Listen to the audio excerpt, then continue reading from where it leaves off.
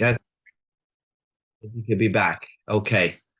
We're beginning Be'ezus Hashem, the basically the 13th Perek, the final Perek, the home stretch of this Masech Kesubos. So we're starting on the Mishnah, Daram of Kuf Dalet Amud Beis.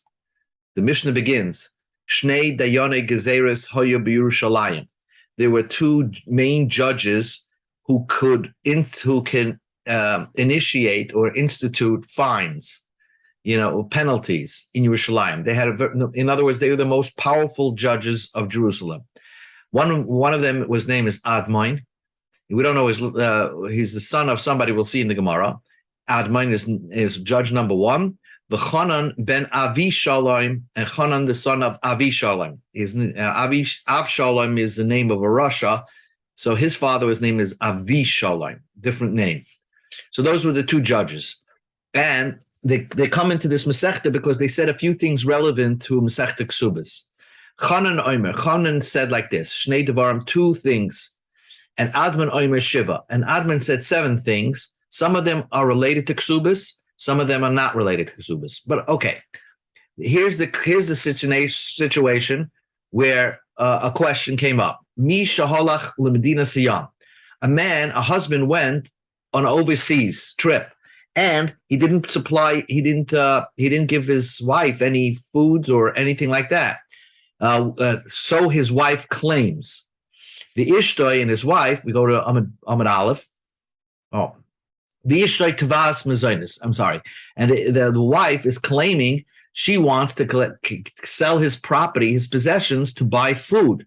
Now, the question is, maybe which husband would leave without giving his wife instructions or a bank account, a Swiss bank account, where she can draw down and buy food while he's overseas?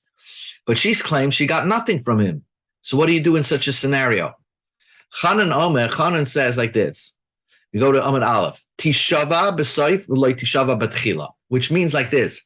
When she's collecting the mezainis, when she wants to draw and sell assets to supply herself with food, she doesn't have to make a shavua that her husband did not leave her anything. Because we're always concerned, maybe her husband left her something and she's double dipping.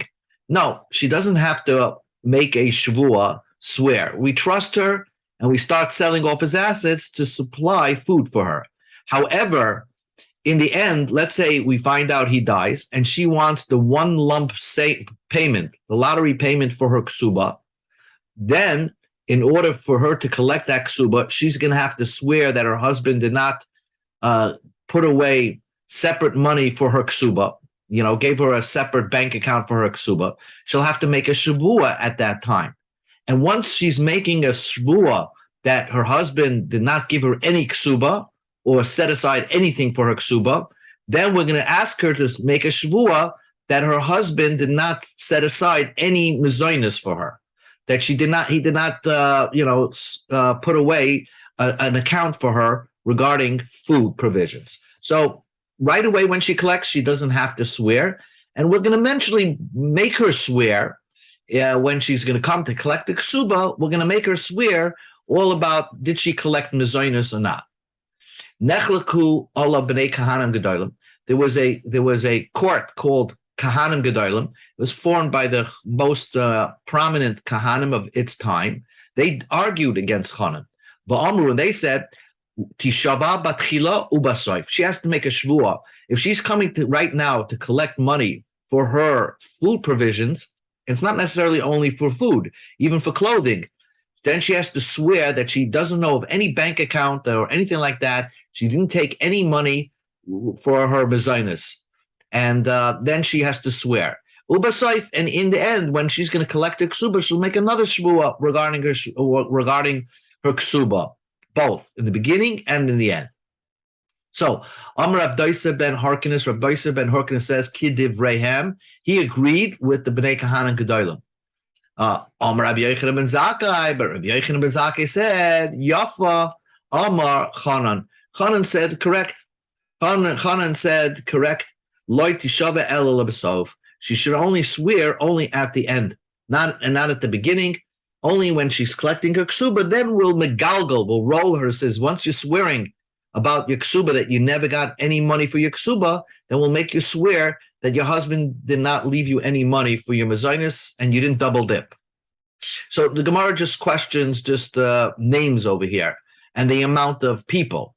Raminu, I'll ask you a contradiction. We learned in the Brayso, Shloisha Dayan Gezelis Hayu Yerushalayim. There were 3 judges of Gezelis in Yerushalayim.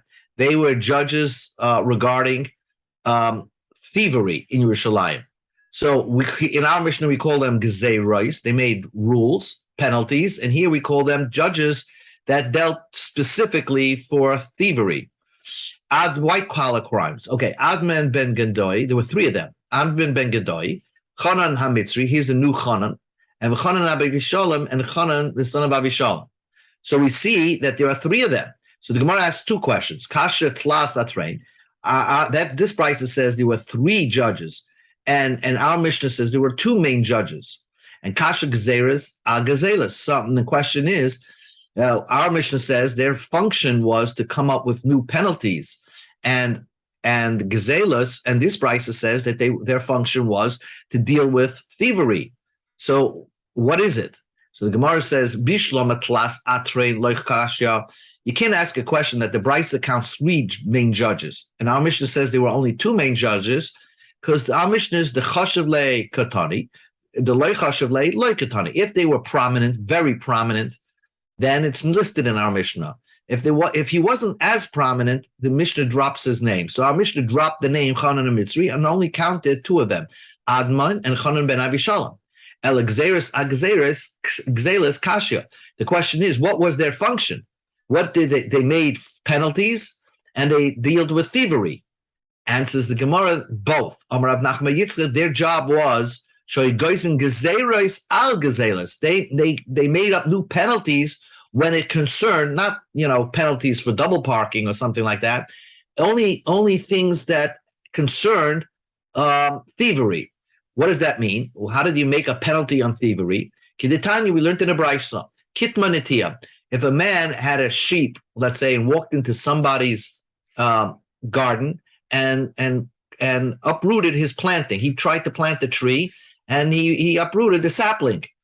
So you would think that you would have to set him out, what type of tree and how much work he put into it in order to pay the person back for the damages. So Rabbi Yosin says, no, they were so strict about this, guys, because this probably happened often.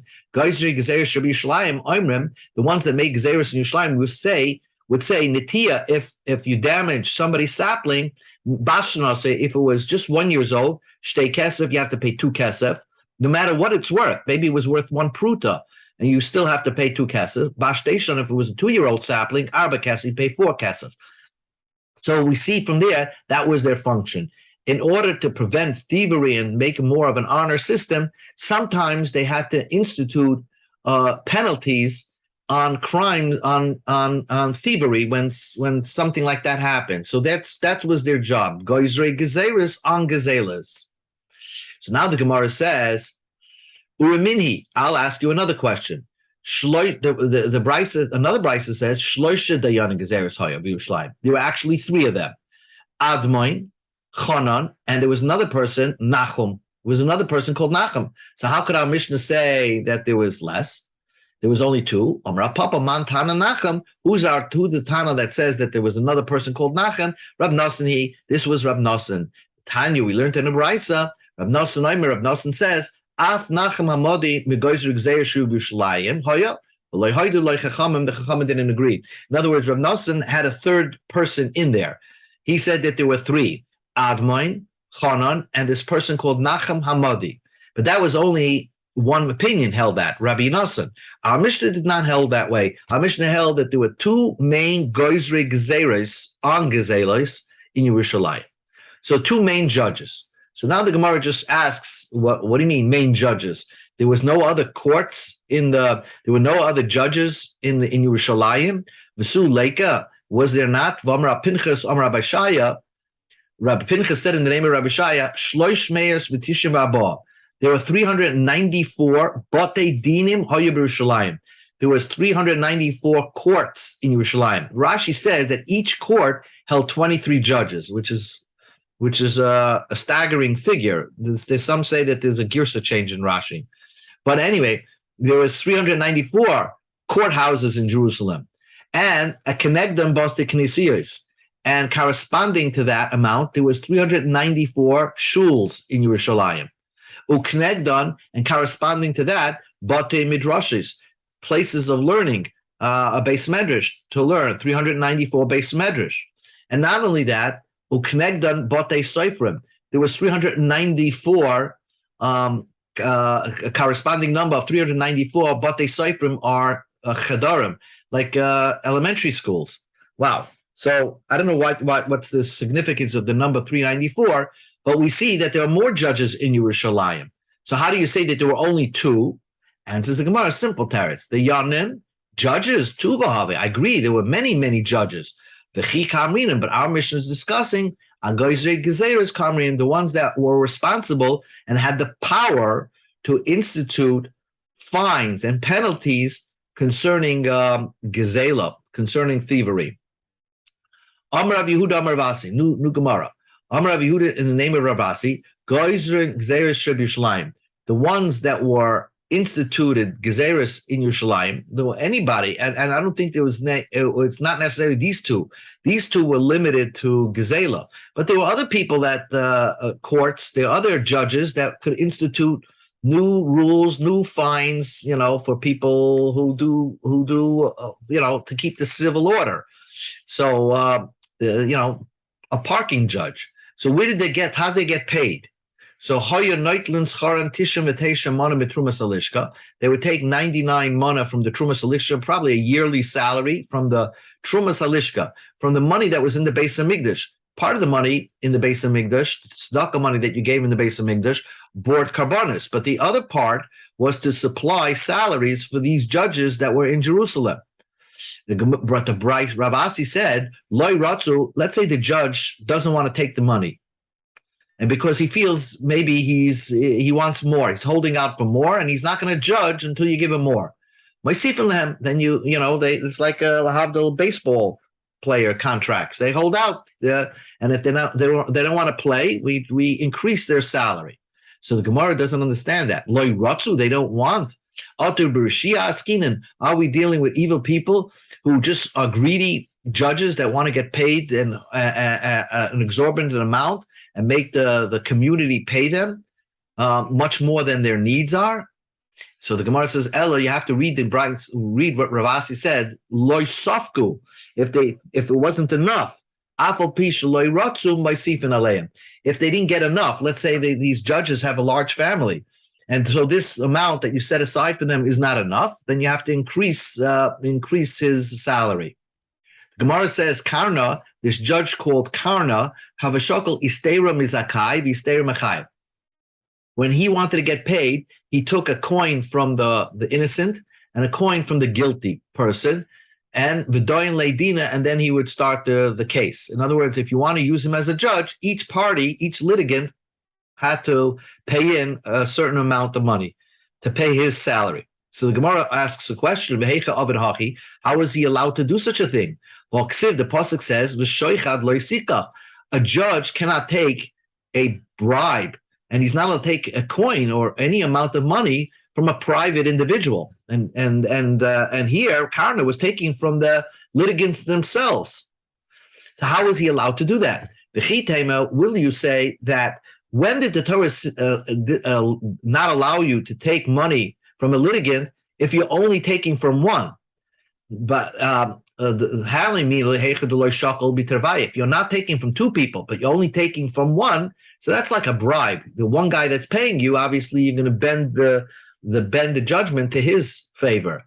Maybe you're going to bend the judgment to his favor. Karna, Kavan, the Shachal Mitar Vayu, since he took the money from both people, he's not going to come to bend the judgment. So therefore, that's why he was permitted to do that. So the Gemara asks, is he permitted to do that? If he didn't bend the judgment, is he permitted to take money from both parties? Tanya, we learned in a Braisa, he's not allowed to take a bribe. What's the point? In lalamich lois zakas as a chayv as a zakai. If the pasuk is teaching you that a judge cannot pervert the judgment, in other words, to make the innocent guilty and the guilty innocent, that amra Torah v'sarcha. So if that's the case, Hare Kvar Nema, the pasuk says loy sata mishma. A judge cannot corrupt the judgment. So the fact that you're telling me not to take a bribe is telling you something else. Even if he judges correctly to make the innocent innocent and the guilty, the Torah nevertheless says, "V'shoichad lo yisika." You're not allowed to take shoichad. So the Gemara is back to the question: how was Karna permitted to take money from the litigants themselves, even if he was committed not to corrupt any of the judgment, but judge fairly and honestly? But the Torah does say, you're not allowed to take any bribery or money from an individual litigant. And says the Gemara, Hani Mili, that was said, Heichel the Torah shakel b'Torah shoichat. If they're taking it like it was a bribe. In other words, the guy says before giving Karna the money, he says, you know what, look at me favorably, or don't charge me if I'm found innocent. So he gave it over and hinted that it should be like, look in my direction. Karna, when he took the money from the people, the Torah's agra hava shakel, he was taking it as a wage. So as a wage, because Karna was giving up his time in order to be the judge over here, and he has to get paid for that. So that he's permitted to take. So the Gemara says, of a Torah's agra mishari, can a judge take a money and charge the litigants for the case?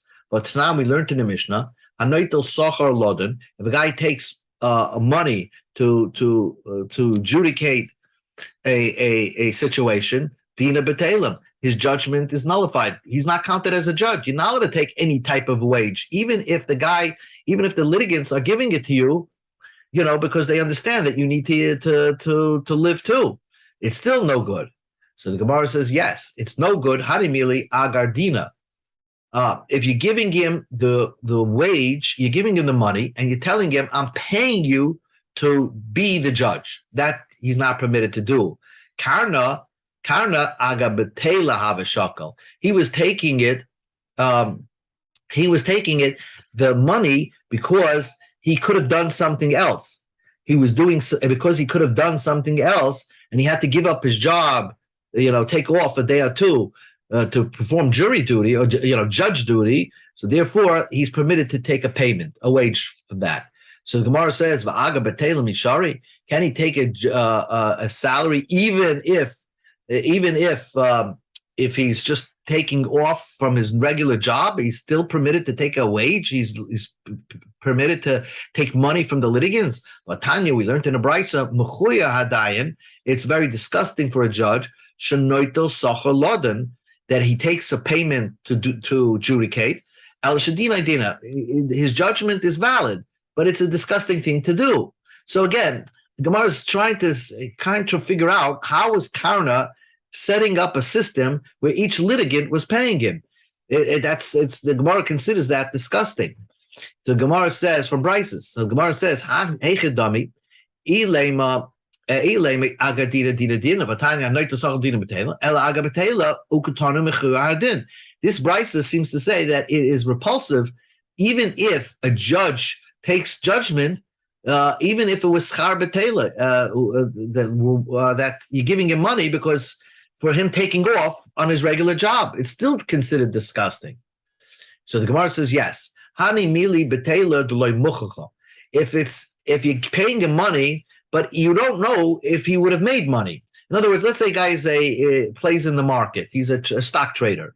So you can't say, I'm going to pay you X amount of money, you be my judge, because we don't know on a typical day how much he's going to earn. And since you don't know how much he's going to earn, so therefore you can't, it's very disgusting if you say, he's going to tell you, on average I earn $3,000 a day, but still it's not definite that you'll earn that. So it's considered repulsive if you pay him for that. But Karna, he had a clear job. and he had to clearly give up his job, and he had a set wage that he got every day, and he had to give up that in order to adjudicate the case. So therefore, he was permitted to have, what was Karner's job, to have a toib ambara. He would smell wine and v'yahav lezuza, and people would pay him money to smell wine to make sure if it's spoiled or not, or if it's good wine. It says samulei. That's what his job was. And same thing like this, the Gemara says, Ki had Rav Huna, ki have asa din lekama. Rav Huna, when a din Torah would come to before him, amalahu, he would tell people, havli gavra de dolili becharikai be'edin lechudina. He would charge them because he would tell people, you want me to be the judge because you think I know halacha very well and I'm a good judge, but you have to get somebody to take my place to draw water and water my field, because I was going to do that. And therefore, then I will be your judge. So we see that there are certain limited conditions. A judge is permitted to charge the people that come to the case money for him to be the judge for them. Nugamara, Amar Ababo, Boyre, come and observe. Kama smuyas einish makabli sheichet. How blind is the ones that are accepting bribe. A judge that accepts a bribe, he's literally blinding his eyes, not figuratively. That's what Rabbi Bo is trying to teach you. They're so stupid. Adam chashbeinev, if loyaleno, person has a swollen optic nerve, loyaleno, or he has his eyes are not going well, and so noisim mama l'raifa, he would pay any amount of money for a doctor to heal him. Suffolk misrape, Suffolk ain't misrape. He doesn't know if he's going to get healed, and doesn't know if he's not going to get healed.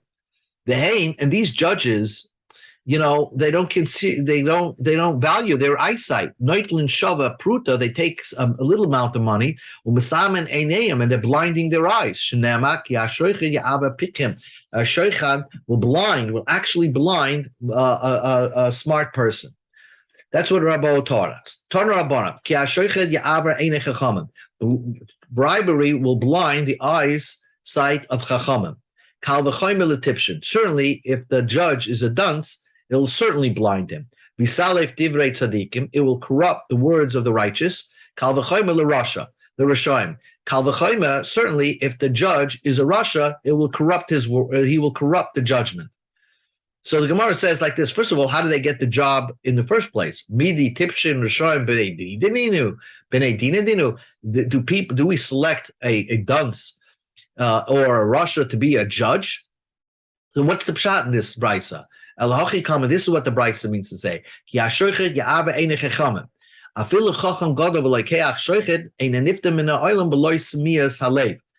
A person who is a great smart person, he takes sheichad, right? He doesn't realize that he's slowly becoming dumber.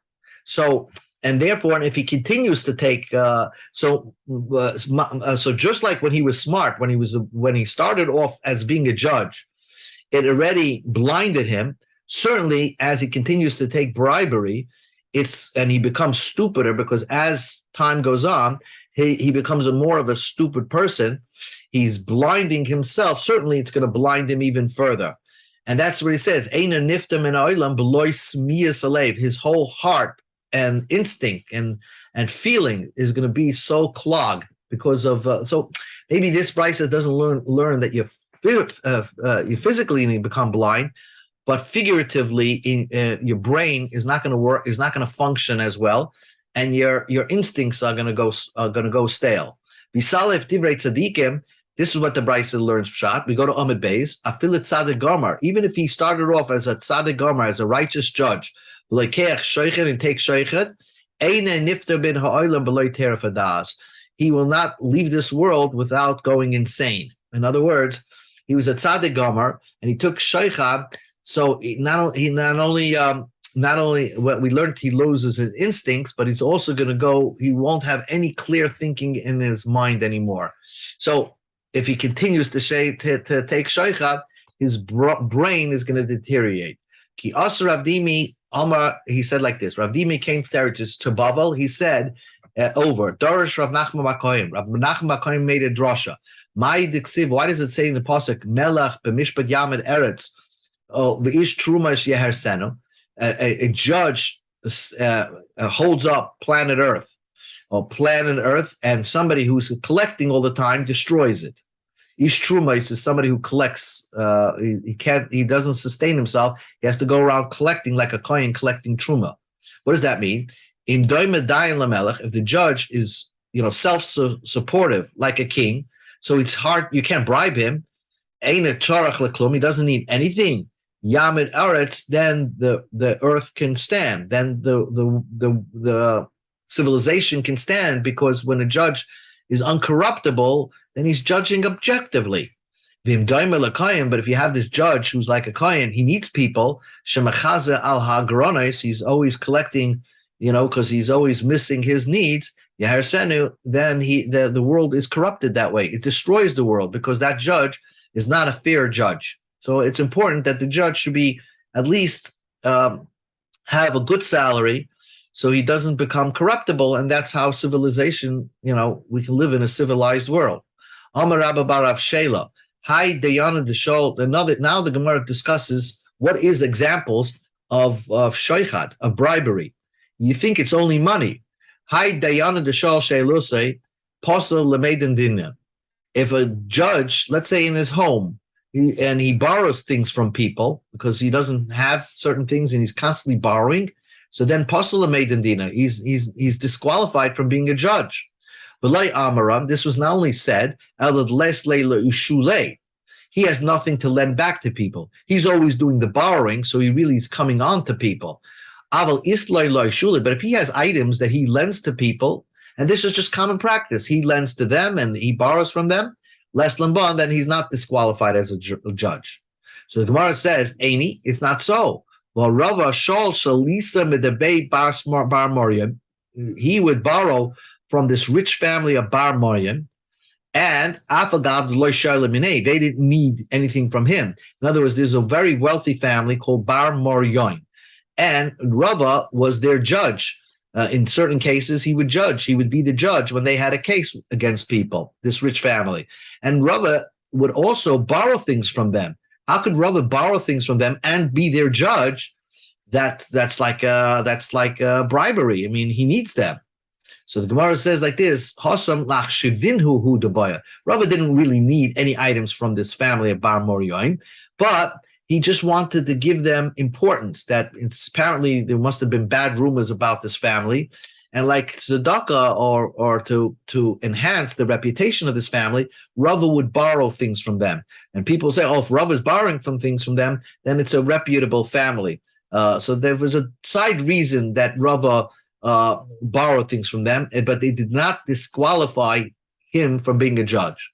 Amar Rava said, "My time at the shuchada. What is the reason that you can't take a bribe?" So it's in other words, what is the language shoichad?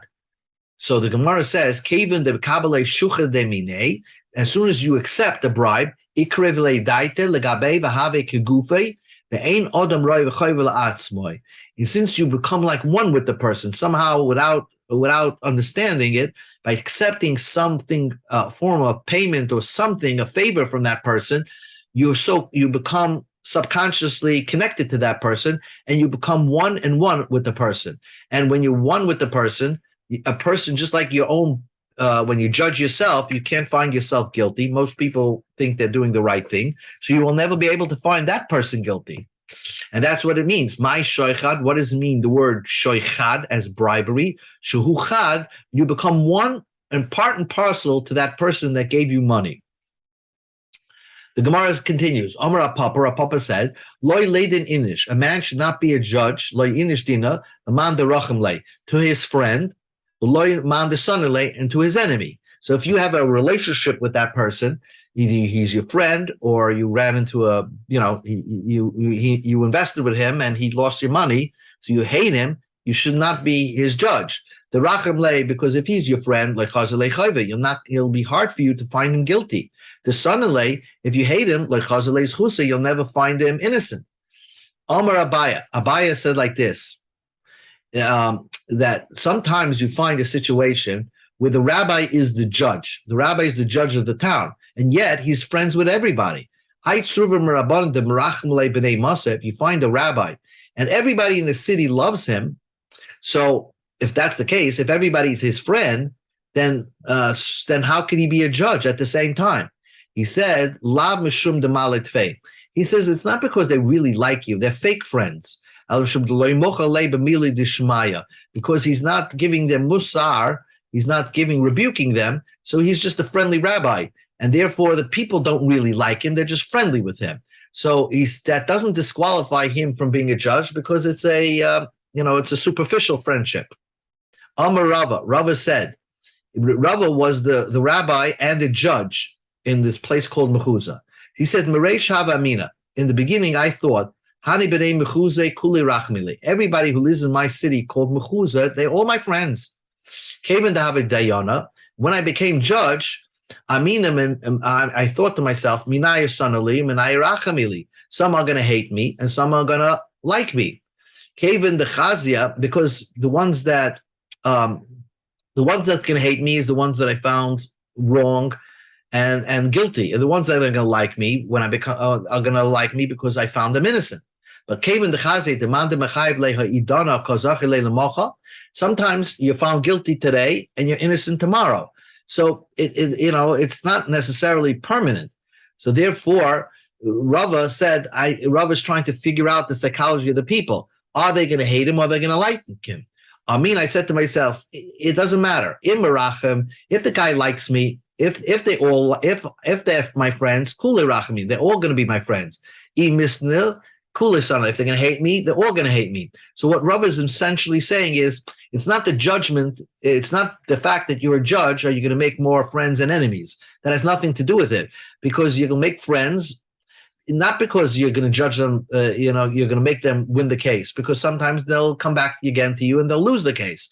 So it's just because either they like you or they don't like you. So that's not the fact that you're a judge. You can't determine whether the person's your friend or not based on the fact that you're called the judge. Another just a few more minutes, 2 more minutes here. Taner Rabbanan, the rabbis taught, V'shoichat lo sikach, don't take shoichat. We certainly you're not allowed to take a bribe, shoichat mammon, when it's money. Even a bribe of a nice word, you're not allowed a judge not allowed to accept that. Mid like siv, the pasuk does not say betza like ticha, don't take money. So you can't even have a bribery with words. If one of the litigants says something too nice or does something too nice to the judge now is disqualified from the case. The Gemara gives you an example. What's called a nice bribery through nice things, through saying nice words.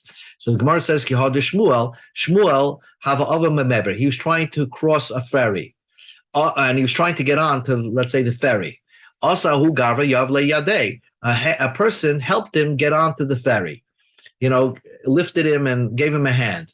Amalei, so Shmuel asked the man, I never met you before. What are you doing around my neighborhood? Amalei, he said, Dina Isli, I have a judgment case tomorrow with you, and that's why I'm here. Amalei psin l'chaladina, I'm disqualified from you being the judge because you helped me onto the ferry, so now I'm disqualified. A Maimar Aviyasiv Kodon Dina. A Maimar was adjudicating a case. Parach Gatefa Areshe, and a feather fell on his head. Asahu Gavrit, so one man came, Shakale, and removed the feather that dropped on his head.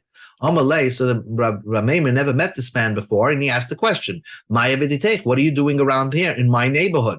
Amalei, he said, Dina Isli, I have a case tomorrow with you, and you're my judge. Amalei, Psilin Chalidina, you removed the feather from my head, and now I'm disqualified from being your judge. Mar Ukva have a shadaruka kame. There was spit in front of Mar Ukva. Also Hu Gavri. So a man came, Kase, and covered the spit so that Mar Ukva should not see it as Mar Ukva was walking on the street. He should not see the spit. Amalei, so Mar Ukva again asked this guy the same question. What's your business in my neighborhood? I never met you before. Amalei, he said, Dina Isli, I have a case with you, and you're going to be the judge. I am disqualified from you from being the judge because you did a favor for me covering the spit, and therefore that's a nice thing. I can't be partial to you. The Gemara says Rabbi Shmuel bar Rabbi Yosi have a rogel arisei to have a maisle kol malashafta kanta de Perek. He had a sharecropper, and every Friday the person would bring him a basket of fruits. In other words, Rabbi Shmuel bar Rabbi Yossi had an investment. This was his property. Somebody worked the property, and as payment, the guy would bring Rabbi Shmuel bar Rabbi Yossi his share of the profits of that field, and he brought him a basket of fruit every Friday. So this was his sharecropper.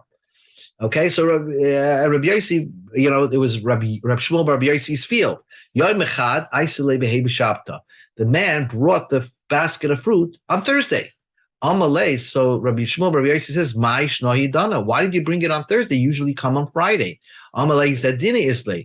I have a case, and you're going to be the judge. Today's Thursday, and Thursday the courts are open. That's why Amina agavrucha aisele lemar. I said, might as well bring the basket of fruit so I don't have to come back tomorrow and bring it to you." Loi kabel minei. He didn't even want to accept it. It was his own fruits. He didn't want to accept it because he didn't want to, because he's going to disqualify himself from this case. Amalei, he said, Rabbi Shmuel bar Yossi says, "Psin l'chach ledina. I'm disqualified from being your judge."